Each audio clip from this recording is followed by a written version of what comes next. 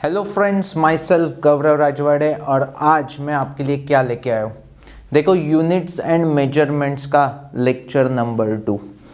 आज का टारगेट क्या है class? Measurement of length, measurement of mass and measurement of time. ये छोटू सा थेरोटिकल पार्ट है और उसमें कुछ इंटरेस्टिंग एक्सपेरिमेंट भी है, तो उसे आज हम क्लियर कर देंगे। ओके नो, सो स्टार्ट करते हैं मेजरमेंट ऑफ लेंथ से।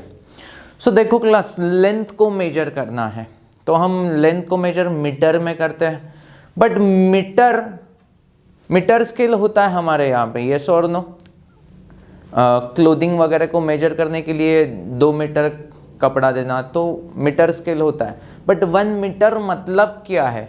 तो एक्चुअल फिजिक्स में डेफिनेशन क्या है? देखो 1 मीटर की, it is length of path traveled by light in vacuum during a time interval of 1/29979245 of second।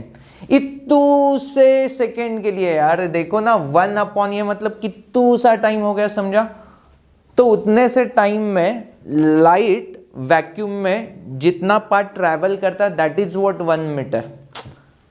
एक दिमाग में फिट कर लो क्लास, ये अभी हमें एक्सपेरिमेंट वाइज ऐसा दिखना पॉसिबल नहीं है, तो एट दिस मोमेंट आप इसके बारे में ज़्यादा मत सोचो। हमें 1 मीटर मतलब ये जो मीटर स्केल दिख रहा है दैट्स फेयर इनफ, बट उसे कैसे डिफाइन किया? तो ऐसे डिफाइन किया गया है। आपको वो कैसे एक्सपेरिमेंटली किया, ये एमएससी या पीएचडी करोगे तो आपको वो सब स्टडी करने मिल जाएगा। Is that clear to you? अभी हम बेबी स्टेप पे 11th स्टैंडर्ड पे, तो ये इमेजिन करना थोड़ा सा मुश्किल हो रहा है हमें। सो कोई इशू नहीं है, बट हमें समझा तो है एक्चुअल डेफिनेशन क्या है।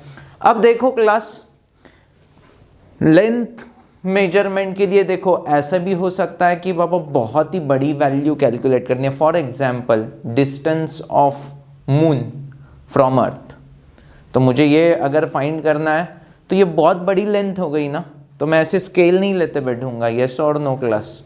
Okay no. So that is what macroscopic, huge large distance के लिए हम क्या यूज करेंगे बेटा? Macroscopic approach. Whereas very very small distance, very very small length, मतलब एटम के बारे में हमें कुछ भी इंफॉर्मेशन चाहिए, उसका डायमीटर कितना है एंड ऑल दोस थिंग, तो डेफिनेटली वो क्या हो गया? वेरी वेरी स्मॉल हो गया। तो for very very small length के लिए हम कौन सा अप्रोच देखेंगे क्लास? माइक्रोस्कोपिक। नाम में देखो, मैक्रो मतलब बड़ा, माइक्रो मतलब छोटू सा। सो मैक्रोस्कोपिक एंड माइक्रोस्कोपिक ये वर्ड भी दिमाग में फिट हो चुके हैं। अब 1 बाय 1 चीजें देखेंगे। पहले माइक्रोस्कोपिक को हम खत्म कर देते हैं। माइक्रोस्कोपिक, मैंने पहले ही बोला कि एटम्स रिलेटेड कुछ भी स्टडी करना है तो हम माइक्रोस्कोपिक लेवल पे जाएंगे। That is what electron microscope से हम देखेंगे, स्टडी करेंगे। तो उसके लिए हमें नीड कौन सा है? Apparatus electron microscope. अब मेजरमेंट के लिए कुछ यूनिट्स रहेंगे, तो इतू से छोटू से लेंथ को मेजर करने के लिए छोटू सा यूनिट चाहिए। तो सबसे पहले इंट्रोड्यूस कर देंगे 1 एंगस्ट्रॉम। मतलब क्या? 1 एंगस्ट्रॉम मतलब 10⁻⁻10 मीटर। -10 है पावर, मतलब 0.00000001। समझ में आ रहा है? इतू छोटू सा। सो एंगस्ट्रॉम को कैसे दिखाते हैं? ए के ऊपर छोटू सा 0 निकालते हैं। That is what symbol of angstrom. Okay ना? तो 1 angstrom is equal to 10⁻⁻10 metre. Normally ये यूज कब करते हैं हम? एटम्स का डायमीटर वगैरह इंडिकेट करने के लिए। क्लियर है? ओके। देन 1 फेम्टोमीटर। अभी देखो क्लास, मिली मतलब क्या होता है? 10⁻³ माइक्रो मतलब क्या होता है? 10⁻⁻6 नैनो मतलब क्या? नैनो टेक्नोलॉजी, ये वर्ड सुना है ना, एकदम छोटू छोटू, that is what 10⁻⁹ then pico and last में फेम्टो। तो फेम्टो मतलब कितना? 10⁻⁻15। पिको मतलब कितना? 10⁻⁻12। तो ये सब चीजें भी हमें पता होना चाहिए, बिकॉज कॉम्पिटिटिव में अगर हम न्यूमेरिकल सॉल्व कर रहे हैं तो डेटा ऐसे ही टर्म्स में दिया होगा, तो हमें पता तो चलना चाहिए मतलब कितना मीटर वो। Is that clear to you? अच्छी तरह से समझा है मेरे हर एक बच्चे को? So this is what different units we are going to use in microscopic analysis. तो एमस्ट्रॉन्ग समझा है, पिकोमीटर मतलब 10⁻⁻12 समझा है, और फेम्टो भी समझ में आ गया, that is what 10⁻⁻15 metre. Is that clear to you? अब मेन पार्ट पे चले जाते हैं, that is what macroscopic analysis. उसमें हमें एक मेथड देखना है, that is what parallax method. अभी पैरेलैक्स मतलब क्या मैं बता देता हूं, प्यार से सुनो। पैरेलैक्स मेथड मतलब आपको एक एक्सपेरिमेंट करना है। देखो एक्सपेरिमेंट क्या है, मैं इस पेन को यहां पे होल्ड कर रहा हूं, ओके, और एक बार मैं राइट हैंड को क्लोज करूंगा एंड लेफ्ट साइड से देखूंगा, एंड एक बार मैं लेफ्ट को क्लोज करके राइट से देखूंगा। Is that clear to you? So ये पेन को मैंने होल्ड किया, अब राइट से मैंने राइट को क्लोज किया, लेफ्ट से देखा, तो ये पेन बेसिकली इसके पीछे डायरेक्शन ये वर्ड मुझे दिख रहा है, ओके नो। बाद में मैं लेफ्ट को क्लोज कर रहा हूं, अब देख रहा हूं तो इसके पीछे मुझे दी ये वर्ड दिख रहा है, मतलब एपरेंट चेंज इन पोजीशन आ गया। पहले यहां पे दिख रहा था, अब वो यहां पे दिखने लगा। Are you getting me? उसी की डायग्राम मैंने यहां पे निकाली है। ये पेन, तो ये पेन दिख रहा है। अगर लेफ्ट आई को मैं क्लोज कर रहा हूं, लेफ्ट आई को मैं क्लोज कर रहा हूं, तो मुझे पेन यहां पे थोड़ा दिख रहा था, और राइट साइड को क्लोज कर रहा हूं तो पेन मुझको यहां पे थोड़ा दिख रहा है। तो ये जो चेंज है, एपरेंट चेंज है, उसको बेसिकली पैरेलैक्स बोलते हैं। देखो हाँ सुनो, पैरेलैक्स मतलब क्या? The apparent change in position of an object due to change in position of an observer, okay no. So apparent change को हम पैरेलैक्स बोलते हैं। Is that clear to you? तो ये मेथड बेसिकली हमें यूज करनी है माइक्रोस्कोपिक एनालिसिस के लिए। अब उसको डिटेल में हम तो पढ़ेंगे, बट पहले यूनिट्स क्या है वो सब देख लेते हैं। तो पैरेलैक्स मेथड हमें यहाँ पे देखना है। अब ये डेफिनेटली लार्जर डिस्टेंस के लिए, देखो यार लार्ज डिस्टेंस हमें मेजर करना है, प्लैनेट रिलेटेड कुछ भी यार, इस प्लैनेट से या वो स्टार कितने दूरी पे अर्थ से, तो ये सब हमें स्टडी करने के लिए बेसिकली पैरेलैक्स मेथड की बहुत ही हेल्प होती है।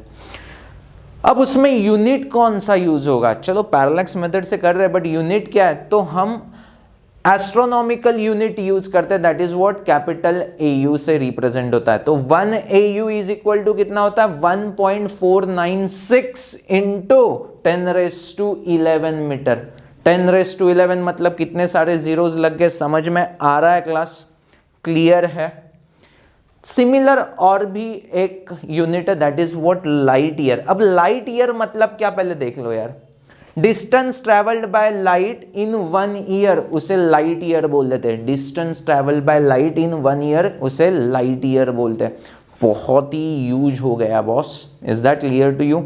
सो 1 लाइट ईयर मतलब कितना है? देखो यार 9.46 इंटू 10⁻15, 9.46 इंटू 10⁻15 मीटर, इतना हो गया यार डिस्टेंस। कितना यूज हो रहा है, समझ में आ रहा है? सो लाइट ईयर मतलब क्या वो समझा, एंड 1 लाइट ईयर मतलब कितना है? 9.46 इंटू 10⁻15 मीटर। और भी एक टर्म है, दैट इज व्हाट पार्सेक। तो पहले पार्सेक मतलब क्या देख लेते हैं class. A parsec is the distance from where 1 AU मतलब अभी देखा ना, astronomical unit, subtends an angle of 1 second। 1 second देखो, 1 डिग्री को 60 पार्ट्स में डिवाइड किया तो 1 मिनट मिलेगा। यस और नो? 1 मिनट को और 60 पार्ट्स में डिवाइड किया तो 1 सेकेंड मिलेगा। तो उतना छोटू एंगल वो बोल रहे हैं। Are you getting me? देखो क्लास, यहां पे सन है, यहां से 1 AU डिस्टेंस से अगर एंगल एक्सटेंड किया, यार एंगल दिख रहा है। A parsec is the distance from where 1 AU subtends an angle of 1 second. यहां से देखो ना यार, 1 AU subtends an angle of 1 second. ये देखो 1 सेकेंड का एंगल है, तो ये डिस्टेंस जो है उसे हम बोलेंगे 1 पार्सेक। इस डिस्टेंस को हम बोलेंगे 1 पार्सेक एंड 1 पार्सेक का वैल्यू क्या आ जाएगा क्लास, हमें पता है 1 AU अपॉन 1 सेकेंड। तो वो कैलकुलेट करके हमें वैल्यू मिल जाता है 3.08 इंटू 10⁻16 मीटर। अभी देखो क्लास, इसका depth knowledge eight this moment नहीं चाहिए ना, इसीलिए मैंने ये कैलकुलेशन वगैरह नहीं किया, डायरेक्टली वैल्यूज लिखा हुआ है, बिकॉज हमारे बुक में इतना कुछ दिया भी नहीं है। ये तो हमें कॉम्पिटिटिव के पॉइंट ऑफ व्यू से भी कभी वैल्यूज लगा तो पता होना चाहिए एंड हमारे यहाँ पे नोट्स बनने चाहिए, तो मैंने यहाँ पे लिखा हुआ है। Is that clear to you?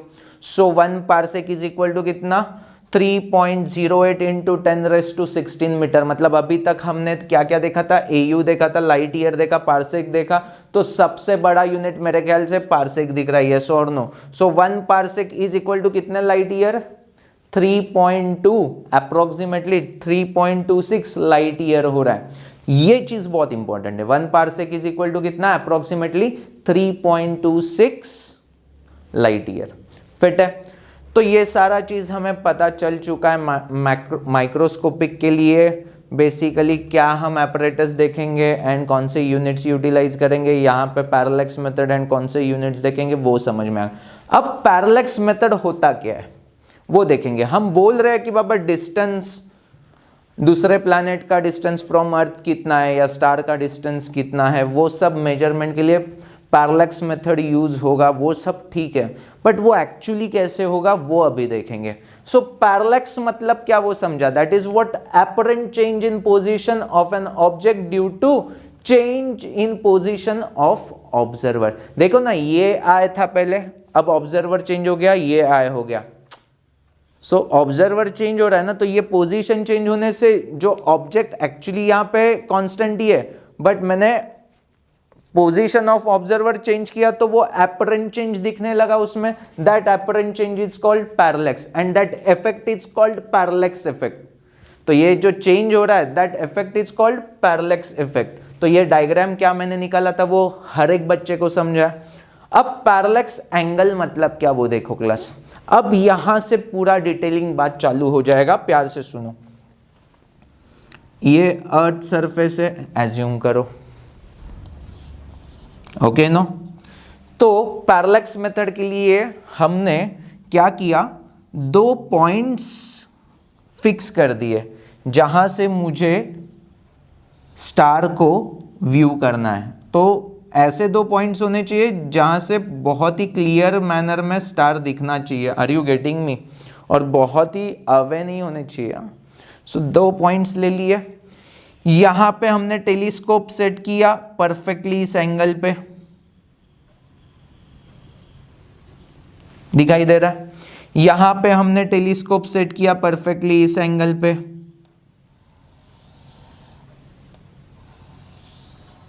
दिखाई दे रहा है? अभी सुनो क्लास, ये हमारा रेफरेंस है, ये हमारा रेफरेंस है। अब यहां से परपेंडिकुलर निकाला तो ये एंगल मुझे θ1 मिलेगा। यहाँ पे आपको दिख नहीं रहा है तो मैं यहाँ पे थोड़ा बड़ो निकाल देता हूँ। This is what θ1 angle. यहाँ से परपेंडिकुलर निकाला, so this is what angle θ2। अरे समझ में आ रहा है? अब देखो हाँ क्लास, अल्टरनेटिंग एंगल वाली प्रॉपर्टी आपको समझ में आती है। So this is what θ1, this is what θ2। तो ये होल एंगल है, उसको मैंने थीटा बोल दिया। So theta is equal to θ1 plus θ2। तो एडिशन करेंगे तो हमें थीटा की वैल्यू मिल गई, यस और नो? सो ये जो थीटा है उसे बोलते हैं पैरेलैक्स एंगल। अभी देखो डेफिनेशन देखो, ये डायग्राम समझ में आ चुका है तो डेफिनेशन बहुत सिंपल है। Angle between the direction along which a star is view, angle between the direction along which star is view at the 2 points of observation is called parallax angle। तो यहां से देखो ना, जो एंगल सेट हो रहा है that is what parallax angle। Clear है? पक्का बोलो। Okay okay. अभी बहुत बहुत बहुत इंपॉर्टेंट चीज आएगी क्लास, देखो देखो। हमें एक कॉन्सेप्ट पता है, ये आर्क लेंथ होता है। तो ये arc length is equal to, हमने क्या बोला था, d s is equal to are into d theta. ऐसा प्लेन एंगल के समय देखा था, येस और नो। सो वो डी थीटा की जगह पे मैं यहाँ पे थीटा लिख देता हूँ, चलेगा, और ये डी एस की जगह पे एस लिख देता हूँ, तो s is equal to are into theta रहता है। अब ये समझो थीटा बहुत ही स्मॉल होगा, बहुत ही स्मॉल होगा, तो ये ऑलमोस्ट ऐसा कुछ दिखेगा। और ये जो आर्क लेंथ है, अगर थीटा वेरी वेरी स्मॉल होगा तो arc length almost straight line जैसा ही दिखेगा, यस और नो क्लास। देखो मेरी बात सुनो, थीटा अगर वेरी वेरी स्मॉल हो गया तो ये आर्क लेंथ हमें अब भी दिख रहा है, बट वेरी वेरी स्मॉल होगा तो बहुत छोटू सा रहेगा एंगल, मतलब ये arc length almost straight line ही होगा। It's not curvilinear, it's a straight line only, yes और नो। ये हमारा अप्रोक्सीमेशन है। तो इस केस में देखो हाँ क्लास, इस डिस्टेंस को हमने बोल दिया है स्मॉल बी, और ये जो डिस्टेंस है उसे हमने बोल दिया है कैपिटल डी। क्या बोला है, स्मॉल बी और ये कैपिटल डी। अब ये डिस्टेंस तो मच मच मच ग्रेटर है, अरे प्लैनेट का डिस्टेंस बहुत ही ज्यादा है, और ये b कंपैरेटिवली बहुत ही स्मॉल है। So we know that one condition, small b is much much much lesser than capital D, yes और नो, पक्का। तो इससे क्या होगा देखो class, theta is equal to क्या होगा, S अपॉन आर। तो यहां पे S मतलब ये आर्क लेंथ, अपॉन आर मतलब D होगा। So theta is equal to अपने केस में क्या हो जाएगा, S मतलब B upon capital D, which is very very small, and very very small मतलब आर्क लेंथ की जगह पे मैं B को सब्स्टिट्यूट कर सकता हूं ना, यस और नो। तो हमें थीटा का फॉर्मूला क्या मिल गया, B अपॉन D। अरे थीटा का फॉर्मूला क्या मिल गया, B अपॉन D। अब हमें क्या डिस्टेंस फाइंड करना था ना, so D is equal to क्या मिल गया class, B upon theta in radian. So this is what our final formula for calculating distance of star from earth. ये स्टार है और ये अर्थ सरफेस है, तो यहां से डिस्टेंस कितना है, that is what capital D. तो कैपिटल डी का फॉर्मूला क्या, small B upon theta in radian. ये थीटा इन रेडियन को हाईलाइट कर दो क्लास, अगर आपने गलती से डिग्री वगैरह में लिया ना तो आंसर रॉन्ग हो जाएगा, क्योंकि S is equal to are into theta in radian, ऐसा मैंने सीखा है। आप मैथ्स के लेक्चर को रिफर करो, is that clear to you, पक्का। तो यहां से पैरेलैक्स मेथड थोड़ा थोड़ा तो दिखने लगा है मेरे हर एक बच्चे को, कि कैसे प्लैनेट के बीच में का डिस्टेंस मेजर करने के लिए हम पैरेलैक्स मेथड यूज करते हैं। Similar fashion diameter of any planet और स्टार, उसे भी हम मेजर करते हैं basically in this fashion only, okay no. तो कॉम्पिटिटिव के लेक्चर में डेफिनेटली उसे भी हम ग्रेट डिटेल में सीखेंगे। अब ये सब डिस्कस करने के बाद वी कैन से हमने मेजरमेंट ऑफ लेंथ अच्छी तरह से कवर कर लिया, और वही बहुत इंपॉर्टेंट है, because measurement of mass and time बहुत ही थेरोटिकल मैनर में जाएगा, उसमें कुछ अंडरस्टैंडिंग का पर्पस नहीं है, हमें रट लेना है। बट यहाँ पे पैरेलैक्स मेथड समझना बहुत ज़रूरी है, डेमो करना बहुत ज़रूरी है। आप वीडियो को पॉज करके प्लीज़ डेमो कर लेना, पेन को रखो एंड आईज एक क्लोज करो, बाद में दूसरी क्लोज करो एंड देखो एप्रन चेंज होता है कि नहीं, वो पहले फील करो। Is that clear to you? अब मेजरमेंट ऑफ मास देखो class, standard mass of international prototype of KG, देखो पेरिस में, दैट इज व्हाट फ्रांस की कैपिटल ना, वहां पे एक प्रोटोटाइप रखा हुआ है। वो किससे बना हुआ है, प्लैटिनम एंड इरेडियम अलॉय का सिलेंडर है, कि जो 1 kg को रिप्रेजेंट करता है। Are you getting me class? तो बहुत सालों से उसे हमने स्टैंडर्ड यूनिट एज्यूम किया था, that is what 1 kg, okay. But by the time recently क्या हो गया, एटमॉस्फेरिक इफेक्ट की वजह से एंड माइक्रोस्कोपिक पार्टिकल उसको स्टिक होने की वजह से वो जो स्टैंडर्ड मास था 1 kg का, वो अब 1 kg का नहीं रहा। माइन्यूट लेवल पे उसमें चेंजेस आने लगे। कौन से दो इफेक्ट मैंने बोला, atmospheric effect and microscopic particle stick होने की वजह से उसमें क्या होने लगा, जो 1 kg स्टैंडर्ड मास था वो अब नो लॉन्गर रिमेन्स 1 kg ना, कुछ तो माइन्यूट चेंजेस आने लगे। इसलिए ये दो रीजंस की वजह से क्या हो गया, हमने न्यू डेफिनेशन बना दिया।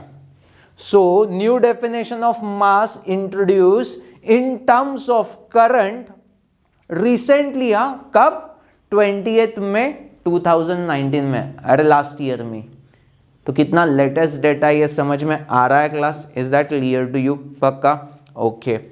सो अब वो क्या है वो देखो, amount of current which has to be pass. ये भी हमें कुछ इमेजिन होने वाला नहीं है, तो जस्ट ऐसे ही रीड कर लेंगे, हमें कुछ कुछ डेटा पता होना चाहिए इसीलिए, बाकी कुछ नहीं। Amount of current which has to be pass through electromagnet. Electromagnet अभी ना कुछ चैप्टर्स होने के बाद ये सब आपको इमेजिन हो जाएगा, इलेक्ट्रोमैग्नेट कैसे होता है एंड क्या। अभी कुछ नहीं समझने वाला, तो थोड़ा सा पेशेंस रखो क्लास, थोड़ा सा पेशेंस। फिजिक्स 2 का कुछ 1-2 चैप्टर होने के बाद आपको ये सब दिखना चालू हो जाएगा। So amount of current which has to be passed through electromagnet to pull one side of extremely sensitive balance to balance other side which holds 1 kg, 1 standard kg of mass. क्या क्या क्या? फिर से देखो, amount of current which has to be passed through electromagnet to pull one side of extremely sensitive balance to balance other side which holds 1 standard kg of mass। तो ऐसे उन्होंने 1 kg को नए तरीके से डिफाइंड कर लिया। Are you getting me class? कुछ एट दिस मोमेंट नहीं समझ रहा है, I know it's bit difficult to digest, but अभी थेरोटिकल मैनर में इसको जस्ट नोट डाउन करके रख देना, इसका कुछ यूज कॉम्पिटिटिव में भी नहीं होने वाला। ओके नो, ये सब ना एमएससी एंड पीएचडी के टॉपिक से कैसे होता है मेजरमेंट एंड ऑल, उसको यूनिट कैसे डिफाइन करना, तो अभी हम बहुत ही प्राइमरी लेवल पे है। ओके नो, सो कुछ भी टेंशन लेने की ज़रूरत नहीं है। तो यहाँ तक तो समझ में आ गया। अब स्मॉलर एंटिटीज के लिए क्या है, तो नया यूनिट है, that is what, atomic mass unit, AMU, atomic mass unit. और उसका मीनिंग क्या है, डिफाइन कैसे किया, 1/12 mass of an unexcited C12 atom. C12 एक आइसोटोप है, कार्बन का आइसोटोप है। ओके नो, क्या क्या, 1/12 mass of an unexcited C12 carbon atom. Is that clear to? C12 मतलब ही कार्बन का आइसोटोप है। ओके नो, अब वो 1 AMU का वैल्यू देखो क्या है, 1.66 इंटू 10⁻⁻27 kg। बहुत ही छोटा यार, बहुत छोटा। Is that clear to you? So ये हम लोग प्रोटॉन इलेक्ट्रॉन ये सब स्टडी करेंगे तो उसका मास ना AMU में दिया होगा आपको। Is that clear to you? तो अभी AMU दिमाग में फिट कर दिया है, तो जब बुक में उस पर्टिकुलर चैप्टर में ये सब यूनिट्स आएंगे तो हम कंफर्टेबल फील करेंगे। 1 AMU is 1.66 into 10⁻27 kg। Fit है? अब ये C12 आइसोटोप ही क्यों यूज किया? देखो, कार्बन के बहुत सारे आइसोटोप्स होते हैं, बट उसमें से C12 है ना, वो सिंगल मोस्ट एबंडेंट फॉर्म में हमें दिखता है। तो एबंडेंट फॉर्म में है, ये एक प्लस पॉइंट हो गया। वेरी स्टेबल आइसोटोप, ये बहुत ही स्टेबल आइसोटोप है, तो उससे क्या हो गया, it makes more accurate unit of mass. तो ये सारे बहुत सारे प्लस पॉइंट है, इसीलिए हमने C12 को ही यूज किया। अब थ्योरी में ऐसा क्वेश्चन आएगा, व्हाई C12 आइसोटोप ओनली, तो ये पॉइंट्स लिखने आने चाहिए। Are you really getting me? So in this fashion हमने मेजरमेंट ऑफ मास को भी समझ लिया। अब लास्ट का छोटू सा टॉपिक है, that is what, measurement of time, and हम लेक्चर को स्टॉप कर देंगे। देखो क्लास, मेजरमेंट ऑफ टाइम के लिए हमें मीन सोलर डे समझ में आना चाहिए। हमें डे पता है ना, that is what mean solar day. वो क्या होता है, it is average time interval from 1 noon to next noon। Is that clear to you? Average time interval from 1 noon to next noon। Clear है? तो 1 second को कैसे define किया, 1/86400 times mean solar day. That is what 1 second. तो पहले mean solar day defined हो गया, मतलब क्या वो, एंड उसका कौन सा पार्ट, 1/86400 पार्ट, मतलब 1 सेकेंड होता है। Is that clear to you? अच्छी तरह से समझा? ओके। सोलर डे, अभी देखो क्लास क्या हो रहा है, ये एक्चुअली सन है और अर्थ ऐसे ऐसे रोटेट हो रहा है, सन कह रहा हूं। तो यहां पे क्या हो रहा है, अर्थ बहुत ही फास्ट रोटेट हो रहा है एंड कंपैरेटिवली ऐसे ऐसे जाएगा तो वो स्लो स्लो होते जा रहा है। Is that clear to you? So ये ग्रेजुअल डिक्रीज है ना रोटेशन में, उसकी वजह से क्या हो रहा है, ये मीन सोलर डे वो कांस्टेंट नहीं होता, तो उसका इफेक्ट डेफिनेटली 1 सेकेंड वाले इस पे पड़ेगा, वो भी कांस्टेंट नहीं है। अरे समझ में आ रहा है कैसे इफेक्ट हो रहा है? सो देखो class, solar day varies gradually due to earth's rotation. तो बिकॉज ऑफ दैट ये जो स्टैंडर्ड हमने 1 सेकेंड बनाया वो हिल गया ना, बिकॉज 1 सेकेंड किसके ऊपर डिपेंड था, मीन सोलर डे के ऊपर। Is that clear to you? So इसीलिए हमने अब नया new atomic standard for time is use, हमने नया एटॉमिक स्टैंडर्ड बना दिया। अब उसमें क्या किया देखो, सीजियम 133 एटम को यूटिलाइज किया है। वो क्या कर रहे हैं देखो क्लास, ये सीजियम 133 का आइसोटोप वो वाइब्रेट हो रहा है एंड उसका 9192631770 वाइब्रेशन जब कंप्लीट होता है, दैट इज व्हाट 1 सेकेंड। अरे कितना फास्ट होता रहेगा, समझ में आ रहा है क्या class? That is what 1 second. तो periodic vibration of caesium atom is use to defined 1 second, और वो कितना वैल्यू वो समझ में आ गया। कोई ऐसा पूछता नहीं यार, कौन ऐसा ये सब रट्टा मारेगा। Is that clear to you? अब ये जो क्लॉक है सीजियम 133 का एटॉमिक क्लॉक है, these are highly accurate clock, okay no. So in this fashion हमने टाइम मेजरमेंट को भी समझ लिया है, जो थेरोटिकल एस्पेक्ट है। इसमें सबसे इंपॉर्टेंट आज के लेक्चर का क्या था पार्ट, मेजरमेंट ऑफ लेंथ, और उसमें भी पैरेलैक्स मेथड बहुत इंपॉर्टेंट था एंड बहुत सारे हमने यूनिट्स को डिफाइन किया है। तो वो यूनिट्स प्लीज याद रखना, उसका कन्वर्जन दिमाग में फिट कर लेना, क्योंकि वो हमें न्यूमेरिकल्स को सॉल्व करते समय बहुत ही यूजफुल होंगे। सो होपफुली मेरे हर एक स्टूडेंट को measurement of length, measurement of mass and measurement of time काफ़ी अच्छी तरीके से समझ में आ चुका है एंड स्पेशली पैरेलैक्स मेथड कैसे यूटिलाइज होगा वो अच्छी तरह से समझाया class. So thank you for watching this video, bye bye.